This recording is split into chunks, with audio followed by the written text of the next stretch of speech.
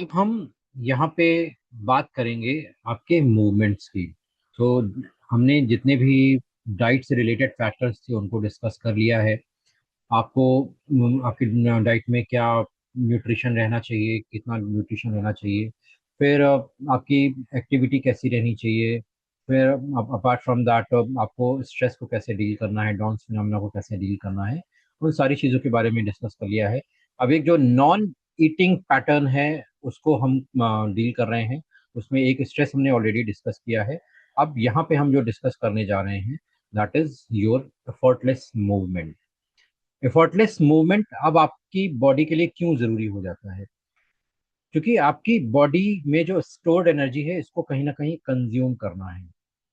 आपकी बॉडी में एनर्जी का एक बजट होता है। जैसे जो गवर्नमेंट डिपार्टमेंट्स होते हैं ना उसमें वहां पे भी हर चीज का एक बजट होता है। तो वो उस बजट को अगर आप पूरे साल में कंज्यूम नहीं कर पाते तो अगले साल फिर वो डिपार्टमेंट बजट कम कर देता है। इसलिए जितने भी जो गवर्नमेंट डिपार्टमेंट्स के जो लोग होते हैं वो कोशिश करते हैं कि बजट को एग्जॉस्ट करें जिससे बजट कम ना हो, आगे बढ़े। यही ये चीज ये कंसेप्ट और कहीं से नहीं, आपकी अपनी बॉडी से आया है। जब आप अपनी बॉडी की एनर्जी को यूज नहीं करते हैं, बॉडी की एनर्जी को एग्जॉस्ट नहीं करते हैं, तो बॉडी अपनी एनर्जी का कोटा कम कर देता है। क्योंकि अब वो कहता है कि हमें ये इंसान मूवमेंट तो करता नहीं, चलता फिरता है नहीं, एनर्जी को कंज्यूम ही नहीं कर रहा है। जब एनर्जी को कंज्यूम ही नहीं कर रहा है तो इतनी एनर्जी की हमें जरूरत नहीं, तो हम एनर्जी कम कर देते हैं। सो इस वजह से आपको धीरे धीरे थकान फील होने लगती है, लेथार्जिक फील होने लगता है, आपकी बॉडी डिप फील होने लगती है। तो यहाँ पे आपको करना यह है कि आपको अपनी बॉडी की एनर्जी को यूज करना है। बहुत लोग कहते हैं मुझसे कि मैं तो वैसे ही थका हुआ हूँ, एक्सरसाइज के लिए एनर्जी कहाँ से आएगी? अरे आप थके इसलिए इसलिए रहते कि आप एक्सरसाइज नहीं करते। आपकी एनर्जी इसलिए कम नहीं है कि आप ज्यादा खाना खा रहे हैं। आपकी एनर्जी इसलिए कम है कि आप एनर्जी को यूज ही नहीं कर रहे हैं। तो आपको उस एनर्जी को यूज करना है। अब यहाँ पे बहुत से लोग कहते हैं कि जब तक आपको पेन नहीं होगा तब तक आपको कुछ भी नहीं मिलने वाला, तो आपको एक्सटेंसिव एक्सरसाइज करनी है, बहुत पसीना बहाना है। ये सारी चीजें मैं इनको स्ट्रिक्टली अवॉइड करने को बोलता हूँ कि एकदम से अगर आप मेहनत करेंगे डेफिनेटली आपकी बॉडी सालों से लो एनर्जी कोटा पे जीती आ रही है और एनर्जी कम होती जा रही है। अब एकदम से आपने अपनी बॉडी को अगर हाई एनर्जी में इन्वॉल्व कर दिया तो बॉडी क्रैश हो जाएगी, क्योंकि एनर्जी है ही नहीं। बॉडी को तो इतना ही पता है कि आपको इतनी एनर्जी चाहिए, वो आपको इतनी एनर्जी आपके लिए बना रहा है, बाकी एनर्जी वो रिलीज कर देता है। तो आपको अपनी बॉडी, जब आप अपनी बॉडी को धीरे धीरे इंस्ट्रक्ट करना शुरू करेंगे तो अपनी वो एनर्जी को धीरे धीरे एक्यूमुलेट करना शुरू करेगी। इसलिए एकदम से कुछ भी एनर्जी कंज्यूम करने की, एनर्जी बढ़ाने की कोशिश नहीं करें। No pain and no gain जो लोग बोलते हैं कंप्लीटली मिथ है। अगर आप स्लोली स्लोली पेन बढ़ाते हैं अपना तो आपको बेटर गेन मिलेंगे, आपको हायर गेन्स मिलेंगे जब स्लोली स्लोली आप अपने पेन को बढ़ाएंगे, क्योंकि वहां आपकी बॉडी एनर्जी को कंज्यूम करना स्टार्ट कर देती है। सो आपको करना क्या है? आपको एफर्टलेस मूवमेंट करना है, ऐसे शो करना है कि आपको करने में कोई मेहनत नहीं लग रही है। जब आप ये इस तरीके से स्टार्ट करेंगे तो बॉडी इससे कंफर्टेबल रहेगी। तो आपको वो काम नहीं करने हैं जो दूसरे कर रहे हैं और आप उसको एंजॉय नहीं कर रहे हैं। अगर आप ऐसी कोई मूवमेंट है, ऐसी कोई एक्टिविटी है जिसको आप खुद से एंजॉय नहीं कर सकते, आपको नहीं करना है, स्टॉप डूइंग दैट। देन वो करें जिससे आपको हैप्पीनेस मिलती है। अगर आपको स्ट्रेंथ ट्रेनिंग नहीं करनी है कोई बात नहीं है, आप डांस कीजिए, आप योगा कीजिए, कुछ नहीं तो आप वॉक करना स्टार्ट कीजिए। ऐसा कीजिए कि जिससे आप उसको इजिली एक्सेसिबल बना पाए, फन बना पाए। Do it for the right reason. आपके पास एक रीजन होना चाहिए। रीजन यहाँ पे आपका ये हो सकता है कि आपको अपनी लाइफ को एंजॉय करना है, आपको अपने नाती पोतों के साथ में खेलना है, बच्चों के साथ में खेलना है, बच्चों जैसी एनर्जी चाहिए। ये आपका रीजन है। रीजन आपका ये नहीं होना चाहिए कि मुझे डायबिटीज खत्म करनी है इसलिए मुझे एक्सरसाइज करनी है। डायबिटीज खत्म करना इसका एक बाई प्रोडक्ट है। साइड इफेक्ट, जैसे आपकी दवाओं में साइड इफेक्ट होते हैं ना, वैसे ही आपके पॉजिटिव जो एक्टिविटीज है उसका साइड इफेक्ट होगा कि आपकी डायबिटीज अपने आप खत्म हो जाएगी। आपको सही रीजन फाइंड आउट कीजिए कि आपको क्या करना है। आपको अपने बच्चों के साथ में खेलना है, आपको अपने ग्रैंड किड्स के साथ में खेलना है, या आपको अपनी लाइफ को एंजॉय करना है, आपको कहीं घूमने जाना है, आपको माता वैष्णो देवी की चढ़ाई पूरी चढ़नी है। ये सारी चीजें आपको देख लीजिए कि आपको क्या चीजें क्या रीजन आप रखना चाहते हैं, वो रीजन पहले फाइंड आउट करें। देन आपको धीरे धीरे स्टार्ट करना है, मॉडरेटली स्टार्ट करना है। कंसिस्टेंसी जरूरी है, परफेक्शन जरूरी नहीं है। जरूरी नहीं है कि आपने पहले दिन से ही 1-2 घंटे वॉक करना स्टार्ट कर दिया। एब्सोल्युटली नॉट, आपकी बॉडी स्ट्रेस में आ जाएगी फिर से। फिर आपको अगर आप कुछ नहीं कर रहे तो सिंपलेस्ट इज टू वॉक। धीरे धीरे या आप जैसे मील कोई भी खाना खाते हैं, ब्रेकफास्ट कर रहे हैं या लंच कर रहे हैं या डिनर कर रहे हैं, हर मील के बाद आप 10 मिनट वॉक प्रेफर करें। ये एक बहुत इफेक्टिव वे है, बहुत आसान है। और पूरे दिन में आपको 30 से 60 मिनट वॉक करना है टू बी स्टार्टेड, जब आप स्टार्ट कर रहे हैं। अगेन मैं ये नहीं कह रहा हूँ कि आपको वॉक ही करनी है। बहुत से लोग कहते हैं कि हम सालों से वॉक ही कर रहे हैं और रोज वॉक करते हैं फिर भी डायबिटीज कम नहीं हो रही। तो यहाँ पे वॉकिंग सिर्फ उनके लिए है जिनकी कुछ भी एक्टिविटी नहीं है। तो आपको वॉकिंग स्टार्ट करनी है। और वॉक के लिए रिकमेंडेशन है कि आप उसको नेचर में वॉक करें, नेचुरल एनवायरनमेंट में वॉक करें, जहाँ पे ज़्यादा पेड़ पौधे हों, ऐसे पार्क में जाएं जहाँ पे और भी लोग हों आपके साथ में। तो नेचर को इंजॉय करें। अपने दोस्तों के साथ में, फैमिली मेंबर्स के साथ में, बच्चों के साथ में वॉक करना स्टार्ट करें, यू विल फील फैंटास्टिक। और सबको अपना अकाउंटेबिलिटी पार्टनर बनाएं। अकाउंटेबिलिटी पार्टनर बना के आप उनके साथ में जब करेंगे तो आपको मज़ा भी आएगी।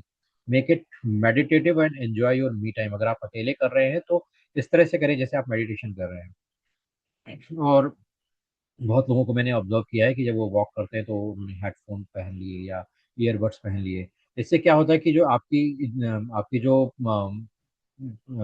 नेचुरल इनहेलिंग सिस्टम है वो आपका ब्लॉक होता है। आपकी जो नाक है और कान है, इसके थ्रू जो नेचुरल हवा है वो अंदर जाती है, वो डिटॉक्स करती है। अब अगर आप हेडफोन पहन लेंगे या ईयरबड्स पहन लेंगे तो जो नेचुरल हवा है वो अंदर नहीं जाने वाली, तो आपका जो स्ट्रेस है वो जो इफेक्ट आपको चाहिए वो नहीं मिलेगा। डेफिनेटली आपने वॉक शुरू किया तो इफेक्ट तो होगा, लेकिन जो इफेक्ट आप चाहते हैं वो नहीं मिलेगा, क्योंकि आप नेचर के कनेक्ट में नहीं है। आप नेचर में तो हैं लेकिन नेचर के साथ में नहीं है। तो आपको नेचर के साथ में करना है, अपने साथ में नहीं करना है। और कोशिश करें कि 10 से 15 मिनट, 20 मिनट आप बेयर फुट घास पे चलें। Feel feel the nature, nature को फील करें अपने अंदर, क्योंकि जो बेयर फुट ग्रास होती है वो आपकी बॉडी से टॉक्सिन को रिमूव करने का काम करती है। आपकी जो पैर के तलवे होते हैं उसमें बहुत सारे रिसेप्टर्स होते हैं, तो वो आपके माइंड तक मैसेज मैसेज पहुंचाते हैं और आपकी बॉडी के जो इलेक्ट्रॉन्स हैं वो प्रॉपरली जनरेट होना स्टार्ट होते हैं। ये इलेक्ट्रॉन्स कुछ नहीं है, आपकी बॉडी की जो मेन एक्टिविटी सिस्टम है, एनर्जी सिस्टम है, उसके लिए काम करते हैं। तो जब वो हेल्दी इलेक्ट्रॉन्स आपकी बॉडी में जाएंगे तो वो डेफिनेटली आपको बेहतर फील कराएंगे। और बहुत ज़्यादा एग्जैजरेट नहीं करना है कि पहले दिन से एकदम वॉक करनी शुरू कर दी। स्लोली स्लोली आपको इंक्रीज करना है। जब आप एक बार शुरू में वॉक शुरू कर लेते हैं, 15 दिन 20 दिन, उसके बाद फिर आपको धीरे धीरे अपने एक्सरसाइज फॉर्म को चेंज भी करना है। Again walking is not the only thing. बहुत सारे लोग सिर्फ वॉक ही करते रहते हैं, ये नहीं करना है। आपको दूसरे फॉर्म्स की एक्सरसाइज जो भी आपको पसंद है वो आपको करनी है।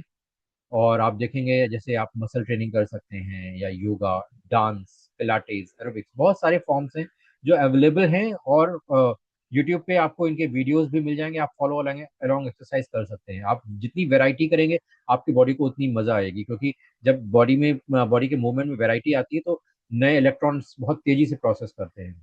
तो वो वैरायटी करें। और वीक में 2 बार स्ट्रेचिंग जरूर करें। इससे स्ट्रेचिंग करने से आपकी जो ब्लॉक्ड चैनल्स हैं बॉडी में, जो आपके जॉइंट्स में होते हैं, आपके स्पाइन में होते हैं, आपके लेग्स में होते हैं, और आपके सिर में भी होते हैं, शोल्डर्स में होते हैं, वो रिसेप्टर्स आपके ओपन हो जाएंगे। तो वीक में 2 बार स्ट्रेचिंग जरूर शामिल करें 15 से 20 मिनट के लिए। इससे आप को बहुत रिलैक्स मिलेगा और आपकी जो कैपेसिटी है, स्टेमिना है, सारी चीजें इंक्रीज होने लगेंगी। और अगर आप ऑफिस वर्क में हैं तो लॉन्ग आवर सिटिंग को अवॉइड करें। हर आधे घंटे में 35 मिनट, 40 मिनट में 5 मिनट का, 10 मिनट का ब्रेक जरूर लें। और उस ब्रेक में अगेन मैंने पहले भी बताया कि आपको अपने को और ज्यादा स्ट्रेस आउट नहीं करना है, आपको मोबाइल नहीं देखना है, चिट चैट नहीं करना है। आप नेचर में जाके थोड़ी देर वॉक करके वापस आ सकते हैं, या आप एक काउच पे बैठ के आंखें बंद करके बैठ सकते हैं। तो एक काउच पे नहीं, यहाँ पे बैठना नहीं है, तो यहाँ पे आपको अगर ऑफिस में ऐसी अवेलेबिलिटी नहीं है कि आप बाहर जा पाए, तो आप एटलीस्ट विंडो के पास जाके खड़े हों और ग्लास से आप बाहर देखें क्या एक्टिविटी चल रही है, व्हीकल्स का मूवमेंट ऑब्जर्व करें, जो नेचर की कंडीशन है वो ऑब्जर्व करें। इन सब सब चीज़ों को ऑब्जर्व करने से आपका स्ट्रेस बहुत जल्दी रिलीज होगा, जो बॉडी में जो अकड़न है वो भी धीरे धीरे कम होने लगेगी। जैसे मैं पर्टिकुलरली जब मेरा मन करता था तो मैं अपने ऑफिस में जाके टॉप फ्लोर पे और जाके मैं व्हीकल के मूवमेंट को देखता था। व्हीकल मूवमेंट देखने से आपको मजा आएगी, आपका जो माइंड है वो मूव होना स्टार्ट होगा। तो इसको ऑब्जर्व कीजिए। सो अब यहाँ पे इम्पोर्टेंस इस बात की है कि आप एक्टिव रहें। आपकी जो एक्सरसाइज है वो आपका सिर्फ 10% है, लेकिन अगर आप 1 घंटे लगातार बैठते हैं तो आपका जो मेटाबॉलिज्म है वो 50% से ज्यादा डाउन हो जाता है। तो आपको वो अवॉइड करना है, अपने मेटाबॉलिज्म को डाउन नहीं होने देना है। इसीलिए आप हर 40 मिनट में एक ब्रेक लें। अगर आप कंसिस्टेंटली मूव नहीं करते हैं तो बहुत सारी चीजें का इफेक्ट लिमिटेड हो जाएगा। सो आपको करना क्या है, व्हाट टू डू, आपको नॉन एक्सरसाइज एक्टिविटी थर्मोजेनेसिस पे फोकस करना है, नीट पे फोकस करना है। 30 से 40 मिनट से ज्यादा बिल्कुल नहीं बैठना है। ये आपकी ओवरऑल जो एक्टिविटी उसके इफेक्ट को लिमिट लिमिट कर देता है। हर 30 40 मिनट में उठें, स्ट्रेच करें, वॉक करें, थोड़ा सा एक्टिव रहें, बैठ ना जाएं या खड़े ना रहें। आप कोशिश करें, अगर लॉन्ग मीटिंग्स हैं तो ऐसा सेटअप बनाएं कि जिससे आप खड़े होकर भी मीटिंग्स को अटेंड कर पाएं। अपने मूवमेंट को प्रायोरिटाइज करें। अगर आपका ऑफिस या घर कुछ फ्लोर्स पे है तो कोशिश करें कि आप स्टेयर्स लें, दिन में 1 से 2 बार आप उन स्टेयर्स को लें, जिससे आप अपने आप को एक्टिव बना पाएंगे। आपकी जो लेग्स की स्ट्रेंथ है वो बढ़ेगी, काफ मसल्स की स्ट्रेंथ है वो बढ़ेगी। आप अपनी जो अगर ऑफिस आपके पास में है तो आप उसको वॉक करके जाएं, या अगर आप गाड़ी से ऑफिस जाते हैं तो जो अपनी गाड़ी है थोड़ा दूर पार करें, जिससे आपको वॉक करने का मौका मिले। हाउस पोटैटो ना बने और लॉन्ग सिटिंग आवर्स को अवॉइड करें जितना हो सके। ये करेंगे तो डेफिनेटली आप अपनी ओवरऑल एनर्जी लेवल में इम्प्रूवमेंट देख पाएंगे। Apart from that, there are few minimum activity recommended. Again caution कि आपको मिनिमम पे सेटल नहीं होना है। अगर आप कुछ भी एक्टिविटी नहीं कर रहे हैं तो ये प्लान आपके लिए है। अदरवाइज आपको, अगर आपको रेगुलर आप मूवमेंट कर रहे हैं तो आपको उस मूवमेंट को धीरे धीरे इंक्रीज करना है। Don't settle with minimum. तो 30 to 60 minutes per day, avoid sitting for more than 40 minutes, और जितना फ्रिक्वेंटली आप खड़े हो सकते हैं उतना खड़े हो जाएं, तो इससे आपको बहुत हेल्प मिलेगी। अपार्ट फ्रॉम दैट, अगर आप अपनी जो दिन भर की एक्टिविटी है उसको भी मॉडरेट बनाते हैं, दिन भर की एक्टिविटी को जैसे अगर आप घर में ही रहते हैं तो घर के जो एक्टिविटीज़ हैं वो आप करने की कोशिश कीजिए। और लगातार बैठ के, अब जैसे काफ़ी लोगों की आदत होती है कि वो रात में 2 2 3 3 घंटे बैठ के नेटफ्लिक्स के शोज देख रहे हैं, या वेब सीरीज देख रहे हैं। लंबे समय तक उसको देखना अवॉइड कीजिए। वेब सीरीज कोशिश कीजिए कि एक वेब सीरीज को आपको 7 8 दिन में खत्म करना है, तो जनरली एपिसोड 30 से 40 मिनट का होता है, तो डेफिनेटली वो आपको वो मूव करने में हेल्प करेगा। So avoid being a couch couch potato in that. So आप कुछ दूसरी एक्टिविटीज हैं, जैसे स्ट्रेचिंग कर सकते हैं, तिब्बतियन राइड्स कर सकते हैं। आपकी जो हॉबीज हैं, डांसिंग है, गार्डनिंग है, इसको आप दीजिए। आप अपने फैमिली मेंबर्स के साथ में एंजॉय कर सकते हैं, बच्चों के साथ में खेल सकते हैं, या बॉडी वेट मूवमेंट्स हैं जो भी है, बिना जो कैलिस्थेनिक्स वगैरह होते हैं उनके चैनल्स को ज्वाइन कर सकते हैं। तो इससे आपको बहुत मजा आएगी।